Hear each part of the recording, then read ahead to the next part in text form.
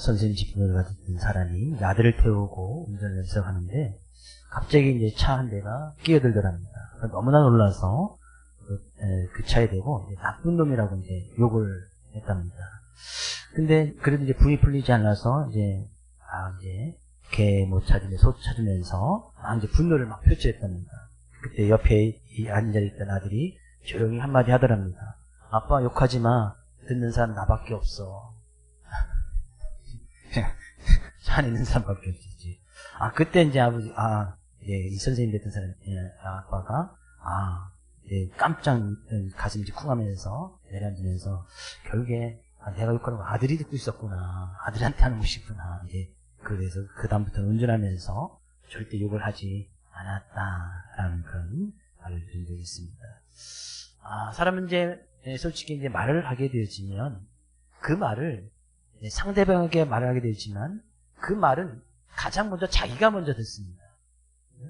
자기가 먼저 듣는단 말이에요. 그래서 우리의 뇌 구조상 이것은 이제 인치학을 공부하는 사람들은 사람들이 하는 이야기인데 뇌 구조상 내가 하는 말을 내가 그대로 먼저 인식한답니다. 그러니까 상대방에게 말을 했든 나에게 말을 했든 내가 나쁜 말을 하면 나쁜 말을 이제 나쁜 욕을 한다 하더라면 그것이 뇌는 그 말을 가장 자기가 먼저 듣기 때문에 자기한테 하는 말로 우리의 뇌가 그렇게 인식을 한답니다.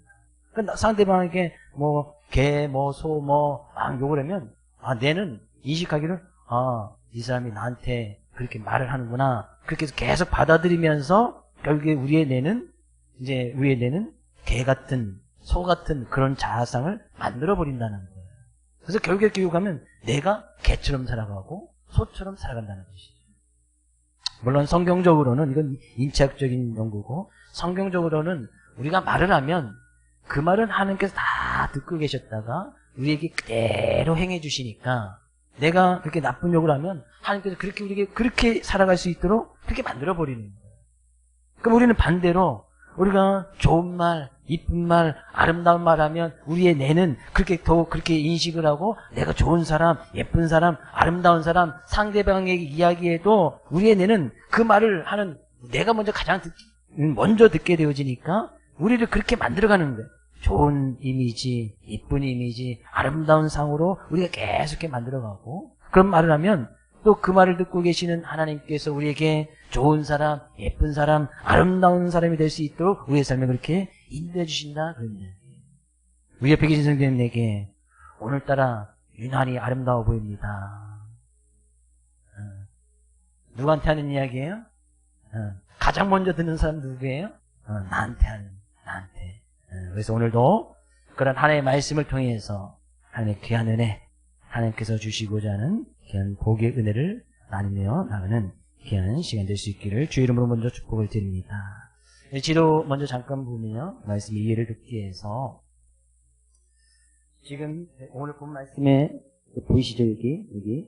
여기서 출발했던 배가 원래 이렇게 해서 로마까지 가면 가장 빠른 길이었습니다. 당시 항해 일정은 이거였는데 여기서 출발했던 배가 큰 바람이 불어서 남쪽으로 이렇게 내려올 수밖에 없었고 그래서 지금 여기가 미항인데 미항이라는 곳에 간신히 지난 시간에 도착했다고 말씀을 드렸습니다.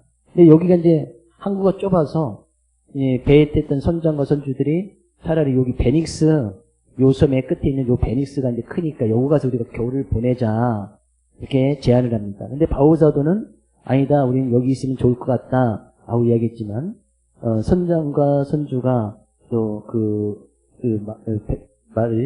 말을 들어서 배를 타고서 이제 가는 도중에 큰 광풍을 만나게 되어져서 이 광풍 때문에 이 베니스에 도착하지 못하고 이제 바람에 이끌려 떠돌이 생활을 하게 됩니다. 그래서 14일 동안 바다에서 막 헤매다가 나중에 이 섬에 가서 이제 걸리게 되집니다.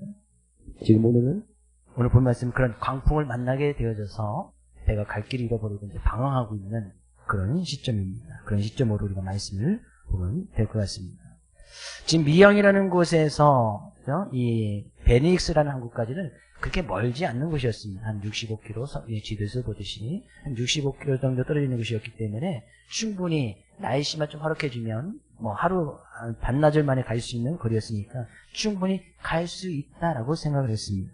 그리고 지금 미항이라는 곳은 이제 겨울을 나기가 힘드니까 당시에는 이제 그것이 이제 겨울이라는 것을 우리가 알 수 있는 것이 9절 말씀에서도 여러 날이 걸려 금식하는 절기가 이미 지났으므로 당시에 유대인들의 금식하는 절기는 보통 이제 10월 초순쯤에 해당됩니다. 이제 10월 초순쯤 되면 당시 그 지역에서는 이제 지중해 쪽에서는 항해가 금지도 되는 그런 시이기도 했습니다. 근데 마침 그때 이제 날씨가 좋게 되어지고 이제 남풍이 이렇게 순하게 부는 거예요. 그래서 이제 베니스까지 충분히 갈 수 있겠다 생각을 해서 배를 이제 딱 띄우고 나가서 얼마 있지 않아서 큰 이제 광풍이 불게 되어졌다. 유라굴루라는 큰 광풍이 불어서 베닉스에 닿지 못하고 이제 그것이 이제 큰 광풍 때문에 배가 완전히 통제력을 잃어버리고 또 그것에 인해서 막 이제 표류하는 그런 모습이 있게 되어집니다. 그 바람이 얼마나 심했던지 16절에 가서 보니까요. 가우다라는 작은 섬 아래로 지나 간신히 거루를 잡아. 그래서 거루라는 것은 이제 구명정 배 이제 워낙 이제 큰 배다 보니까 그 배가 어떤 파산을 했을 때 거기서 탈출할 수 있는 조그만 구명정 같은 것이 있는데 그것마저도 막 흔들려서 이제 그것마저도 없으면 안 되니까 그래서 이제 간신히 배에 잡아 놓았단 말이죠. 그리고 17절 끌어올리고 줄을 가지고 손질을 둘러 감고 스르디스에 걸릴까 두려워하여 연장을 내리고 그냥 쫓겨다니더니 여기서 이제 스르디스라는 것은 모래 언덕 같은 것을 이야기합니다. 이제 바닷속에 있는 그런 암초 같은 것을 이야기하죠. 이제 배가 이제 큰 배가 가다가 그런 막 이제 무거우면 그 걸려버리면 배가 파손될 의미가 있으니까 이 배를 무게를 줄이기 위해서 그 배에 가지고 있던 화물이나 배의 기구를 그들 스스로 다 내버립니다. 네. 얼마나 이제 이 사흘 때 되었을 때 이제 더 이상 배가 자기의 어떤 통제를 잃어버리니까 배의 기구마저 다 버려버리고 그 상황이 얼마나 심했던지 20절 말씀은 이렇게 이야기하고 있습니다. 여러 날 동안 해도 별도 보이지 아니하고 큰 풍랑이 그대로 있음에 구원의 여망마저 없어졌더라. 여러 날 동안 해도 보지 못하고 별도 보지 못하고 그것에서 큰 광풍은 그대로 남아있고 그 배가 계속해서 이리 흔들리고 저리 흔들리고 또 그것에 의해서 이제 그들 모두가 구원의 여명마저 없었다. 이제는 우리가 살 길이 없겠다. 살 희망조차도 전혀 남아있지 않았단 말이죠. 여망이라는 것은 남아있는 희망, 남아있는 희망인데 그 희망마저도 계속해서 어둠 속에 있으면서 거대한 풍랑이 쉬지 않고 이 알렉산드리아 배를 계속 삼키려고 하는 그런 가운데서 우리는 이제 죽었구나. 모든 사람이 다 그렇게 생각하고 있었단 말이죠. 구원의 가능성은 신랑만큼도 보이지 않는 절망의 나날이 계속되고 있었다. 뭐 그렇지 않겠습니까? 배가 뭐 통제력을 잃어버리고 배가 스르디스 암초 같은 게 걸릴까봐 두려웠고 겨우자 이제 돛을 내리고 그냥 바람이 부는 대로 그냥 흔들려 갈 수밖에 없는 거예요. 그만큼 어떤 인간의 무력함이나 연약함을 절실히 드러내는 상황이었고 그러니까 자기 힘을 다해도 안 되니까 절망할 수밖에 없었고 이제 어떻게 보면 죽을 날만 기다리고 있는 그런 모습이었다. 네. 그런데 그래서 그것으로 모든 사람들이 거기서 다 끝나버렸는가? 그렇지 않습니다. 만약 그 배에 바울이 없었더라면 아마도 그 배에 있는 그 배와 그 배에 승선하는 사람들의 운명은 아마 그것으로 끝나버리고 말았을 것입니다. 네, 그 배에는 바울과 그의 일행이 있었습니다. 바울이 그 배에 승선해 있는 한 이 알렉산드리아 배와 그 배에 승선하는 사람들의 최후는 결코 그렇게 끝나버릴 수는 없었다. 그러네. 21절 가서 보니까 여러 사람이 오래 먹지 못하였으며 바울이 가운데 서서 말하되 여러분이여 내 말을 듣고 그에 대해서 떠나지 아니하여 이 타격과 손상을 면하였더라면 좋을 뻔하였느니라.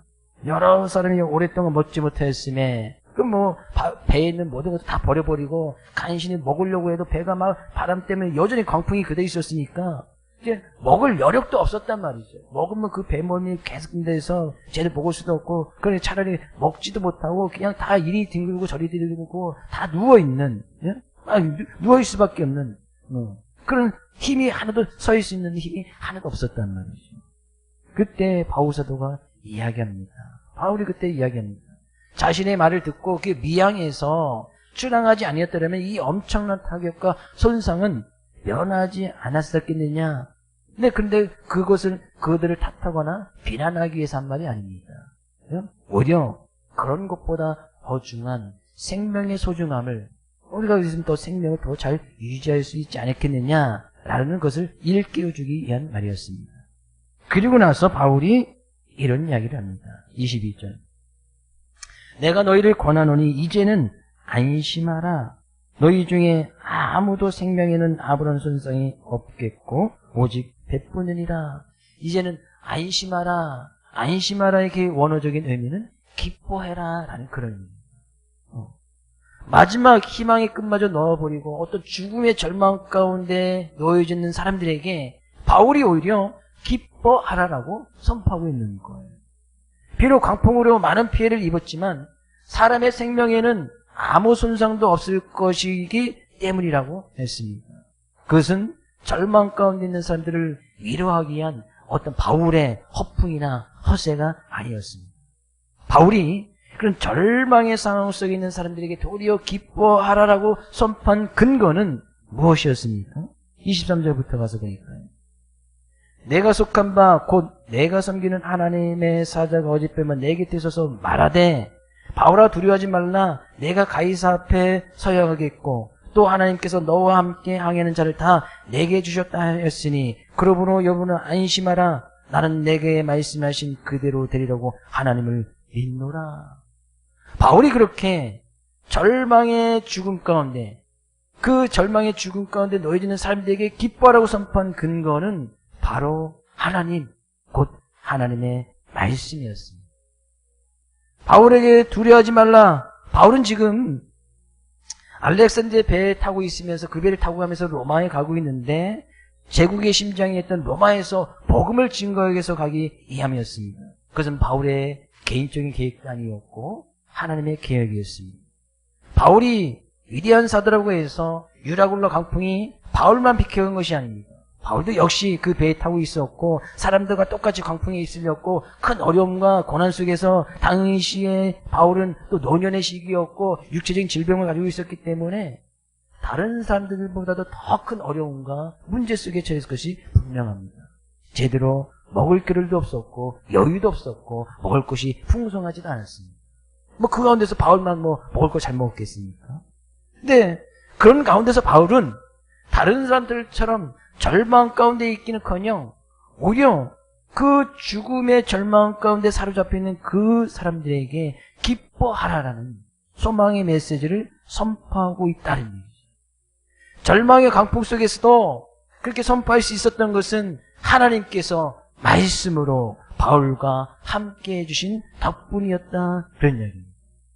하나님의 말씀을 가지게 주셔서 너는 분명히 가이사 앞에 로마에 가서 황제 앞에서 복음을 전할 것이고 너와 함께 항해한 자를 다 내게 주셨다.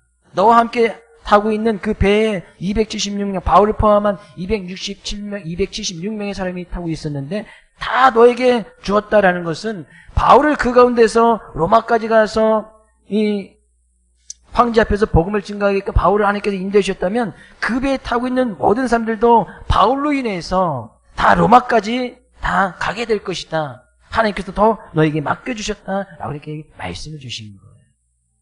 그 말씀을 믿고 그 말씀을 듣던 이 바울은 하나님께서 그렇게 말씀하셨으니 그 말씀을 듣고 거기 있는 사람들에게 이제는 안심하십시오. 이제는 기뻐하십시오. 희망의 끝마저 넣어버린 제 절망의 나라 가운데 떨어져 있는 사람들에게 기뻐하라라고 선포할 수 있었다. 그런 얘기예요. 결국에 하나님을 믿는 사람, 믿음의 사람은 하나님께 주신 그 말씀 붙들고 그 말씀의 인도함을 따라 살아가는 사람들이다. 그런 이야기입니다. 그 상황이 어떤 상황에 놓여있든지 간에 그것이 희망의 끝마저 넣어버린 아주 절망 가운데 있는 상황이든 큰 광풍을 만난 상황이든 큰 고난을 만나는 그런 상황이든 간에 그 가운데서도 하나님의 말씀을 따라서 그 말씀 앞에 기뻐할 수 있는 사람, 그런 사람이 바로 하나님을 믿는 사람이다. 그런 이야기예요. 지금 우리들의 삶의 모습은 어떤 상황 가운데 처해져 있습니까? 행여 큰 광풍을 만나고 계십니까? 아니면 큰 절망의 나락 속에 떨어져 있는 분 계십니까? 아니면 살 소망을 아예 놔버린 그런 상황 가운데 놓여져 있는 분이 계십니까? 아니면 고난 가운데 큰 문제 가운데 계신 분 계십니까? 하나님께서 말씀하시네요. 이제는 안심하라. 이제는 기뻐하라. 하나님을 인해서 기뻐하라. 하나님 믿는 사람은 그런 상황을 쓸수도 기뻐할 수 있어야 된다 라고 말씀하고 계십니다. 빌립보서에 가서 보면 이 빌립보서는 바울이 로마에 가서 감옥에 갇히면서 그 감옥 안에서 쓴 서신서 중에 하나거든요. 빌립보서의 주제는 기뻐하라, 기뻐하라, 기뻐하라. 빌립보서는 1장부터 4장까지 짧은 장이지만 계속해서 거의 매절마다 기뻐하라, 기뻐하라로 이야기하고 있습니다. 누가 봐도 감옥에 있는 것은 절망이고 죽음입니다. 근데 바울 사도가 거기서 기뻐하라고 얘기했던 것은 그 가운데서 바울이 기뻐할 수 있었기 때문에 이 편지를 받는 사람들에게도 기뻐하라고 이야기할 수 있는 거예요. 자기는 기뻐하지 못하면서 다른 사람들에게 기뻐하라고 이야기할 수 없습니다. 참다운 기쁨. 그래서 바울은 항상 기뻐하라, 항상 기뻐하라고 이야기합니다. 기뻐할 수 있는 상황에서만 기뻐한다면 그건 누구나 다 하는 거 아니겠습니까?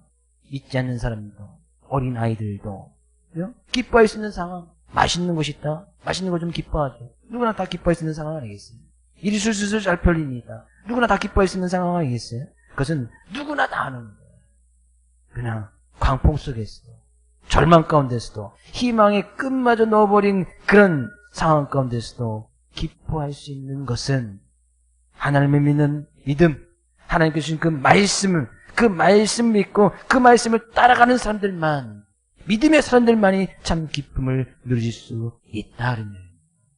저는 우리 사랑하는 모든 성도들이 어떤 상황 가운데 지금 놓여있든지 간에 그 하나님을 위해서 기뻐하고 그 하나님이 주신 참된 기쁨이 삶 가운데 충만히 일어날 수 있기를 주의 이름으로 축복을 드립니다. 바울이 그런 희망의 끝마저 놓아버린 절망에 삼킨 사람들 가운데서 바울이 이야기했던 모습을 갈 때 21절은 이렇게 표현하고 있습니다.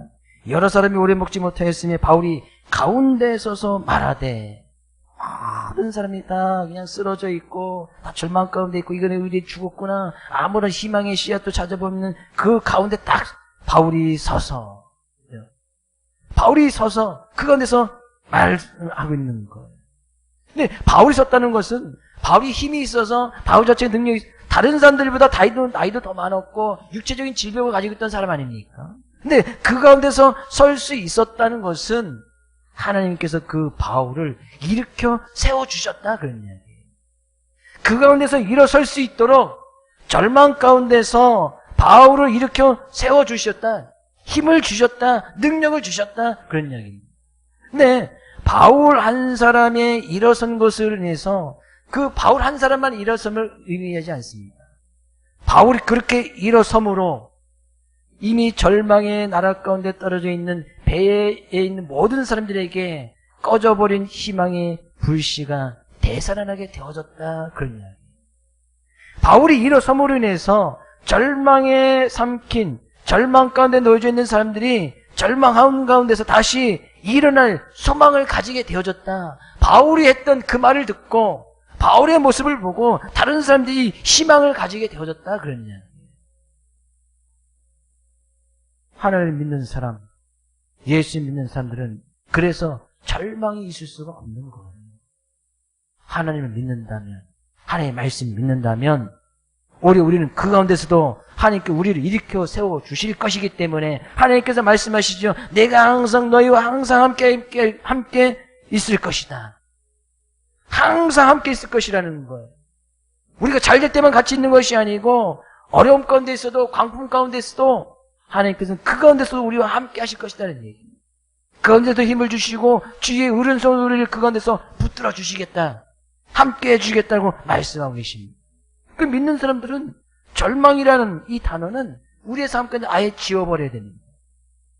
우리 삶 가운데 낭망, 낙심이라는 단어는 우리의 믿는 사람들의 사전 속에서는 그래서 완전히 지워버려야 돼. 왜? 그 가운데서 우리는 기뻐할 수 있으니까. 그 가운데서도 참된 평안을 누릴 수 있으니까. 왜 하나님께서 바울을 그 가운데서 일으켜 세워주십니까? 그에게 힘을 주시고 능력을 주셔서 왜 절망 가운데 있는 많은 사람들 앞에서 바울만 힘을 주셔서 그것을 이렇게 세워주십니까? 바울이 희망의 불씨가 되어져서, 희망의 불빛이 되어져서 그렇게 절망 가운데 있는 사람들에게 희망의 빛, 소망의 빛을 비춰주게 하기 위함이었다는 얘기예요. 교육이 우리의 말씀을 통해서 알다시피 그들이 다 그 바울로 인하여서 구원의 놀라운 은혜를 체험하지 않습니다. 단 한 사람도 생명의 손상이 없이 다 구원함을 받게 되어지는 거예요. 그런 중심에 섰던 사람이 바로 바울이었더라. 하나님께서 여러분을 반드시 이렇게 세워주실 것입니다. 힘을 주실 것입니다. 능력을 주실 것입니다. 절망 가운데서도 고난 가운데서도 어떤 낭망되고 낙심되는 그런 상황 가운데 있을지라도 하나님께서 함께 해주심으로 반드시 우리를 일으켜 세워주실 것입니다.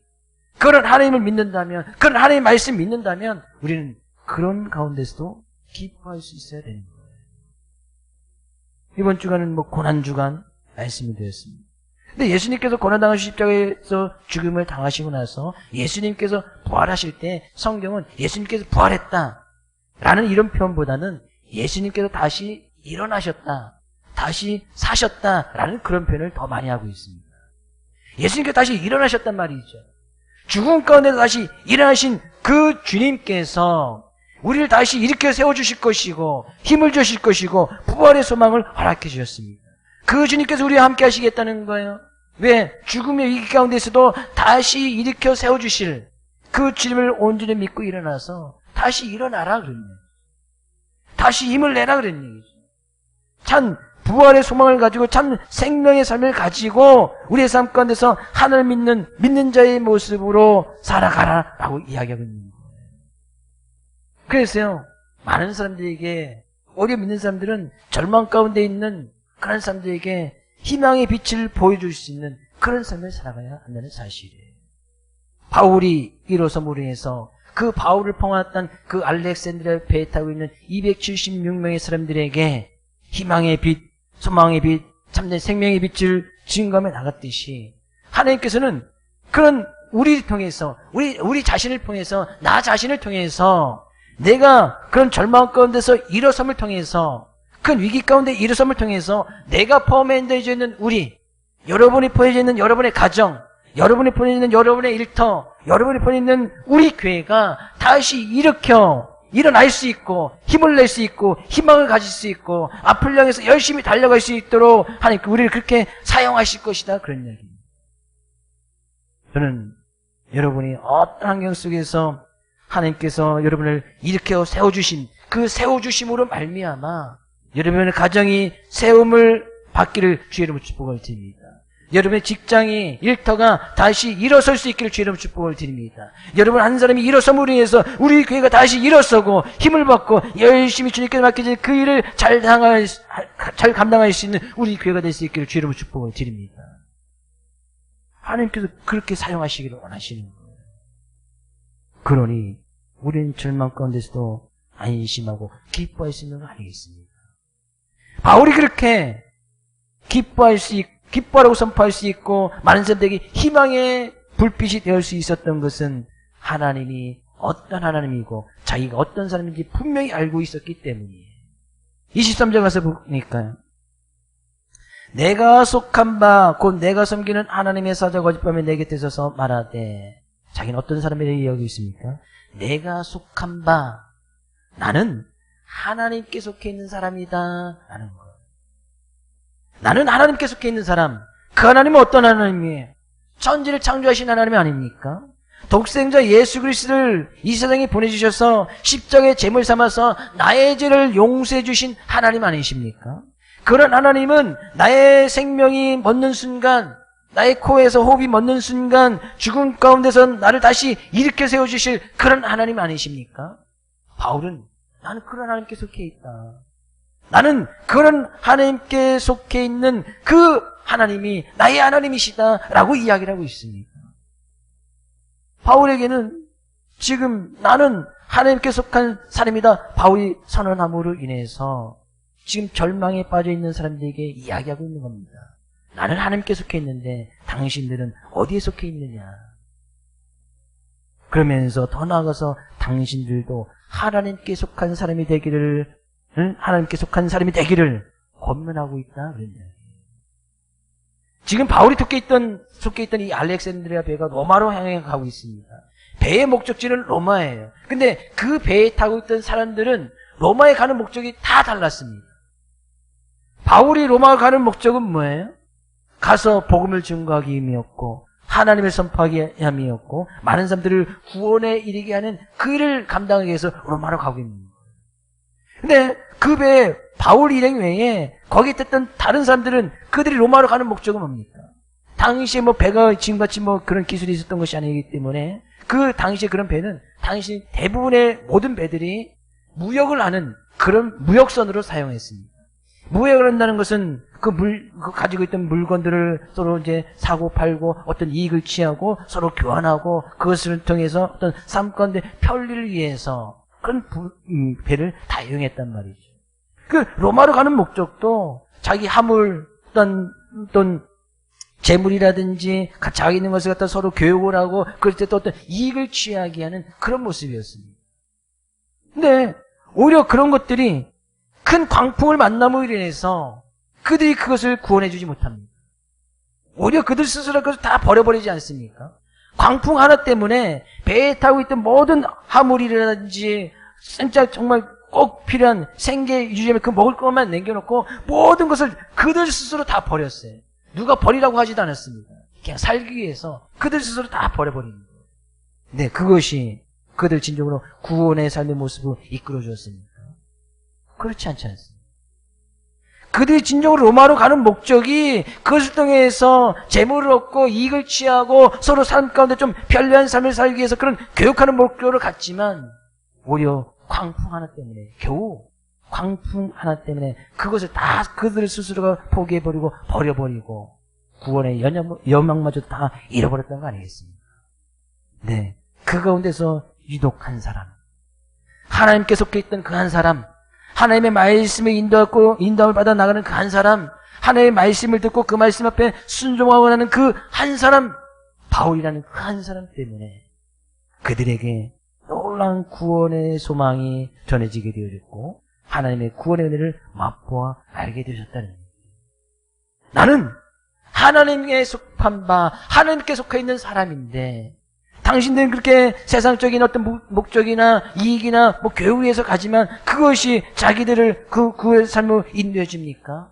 그렇지 않지 않습니까? 그러니 내가 속해 있는 바 하나님께 속해 있으니 여러분들도 하나님께 속해 있는 사람이 되십시오 라는 바울의 그런 말이었어요. 과연 우리는 어디에 누구에게 속해 있습니까? 이 세상에 속한 사람입니까? 아니면 하나님께 속한 사람입니까? 과연 우리의 인생의 목적은 어디 가운데 목적을 두고 있습니까? 똑같이 지금 예배를 드리고 하는 나를 향해서 가고 있는 것 같지만 그거에 대한 목적은 전혀 다 다를 수가 있단 말이에요. 진정으로 그 하나님이 우리의 목적이고 예수님이 우리의 삶의 목적이고 내가 진정으로 그 예수님만을 위해서 그 말씀을 듣고 그 말씀을 따라가는 하나님께 속해 있는 사람, 정말 하나님께 부유한 사람이냐 그랬냐. 연봉 8장 47절 말씀 가서 같이 읽어보겠습니다. 하나님께 속한 자는 하나님의 말씀을 듣나니 너희가 듣지 아니함은 하나님께 속하지 아니하였음이로다. 하나님께 속해 있는 사람은요, 하나님의 말씀을 듣는 사람이다.